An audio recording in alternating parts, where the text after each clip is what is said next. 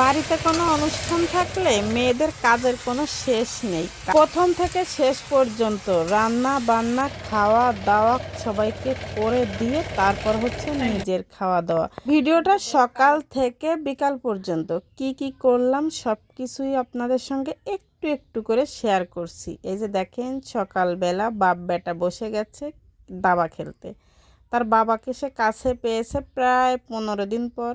বাবাকে পেয়েই সকালবেলা ঘুম থেকে উঠে বসে গেছে খেলতে। সে কিন্তু তার বাবার সঙ্গে খেলতে অনেক বেশি পছন্দ করে, আর তার বাবাও কিন্তু তাকে অনেক বেশি সময় দেওয়ার চেষ্টা করে। হারিয়ে গেছো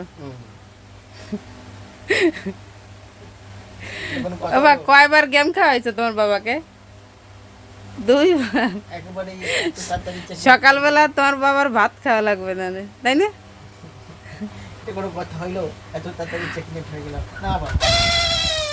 আমার রাজা বাবু কিন্তু দাবা খেলতে অনেক পারদর্শী। সে কিন্তু বারবারই তার বাবাকে হারায় দিচ্ছিল।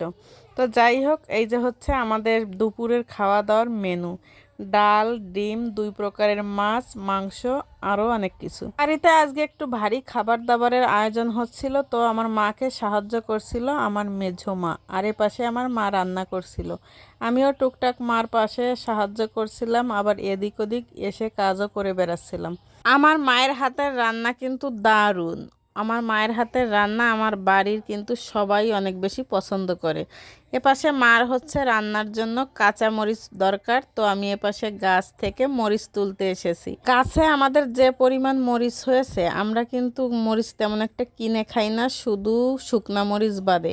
আর কাঁচা মরিচ যা লাগে আমার গাছ থেকেই হয়ে যায়। মরিচ দেখেন পেকে পেকে লালও হয়ে গেছে। আর মরিচ কিন্তু অনেক প্রকারের মরিচ গাছ আমি লাগিয়েছি। একটা গাছ আছে যেটা আপনাদের সঙ্গে আমি একটু পরেই শেয়ার করছি, একেবারে কালো কুচকুচে, আর মরিচগুলোও হয়েছে ঠিক কালো। এই যে হচ্ছে সেই গাছটা। আর এই গাছের মরিচও কিন্তু অনেক কালো, অনেক। আমি কিন্তু এর আগে কখনো এই গাছ দেখিনি। আপনারা দেখেছেন কি না অবশ্যই কমেন্ট করে জানাবেন।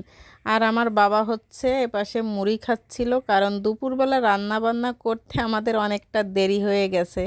রান্না তো অনেক কিছু, এই জন্য একটু দেরি হয়েছে। বাড়ির মেয়েরা কিন্তু কোনো কাজ বাজে পিছিয়ে থাকে না, সব সময় সবার পাশে কাজে সাহায্য করতে চায়। এই যে রান্না বান্না সকাল থেকে বিকাল পর্যন্ত কত কষ্ট করে আয়োজন করেছে আমার মা আর কাকি, সবাইকে খাওয়া দাওয়া করিয়ে তারপর এসেছে তারা খেতে।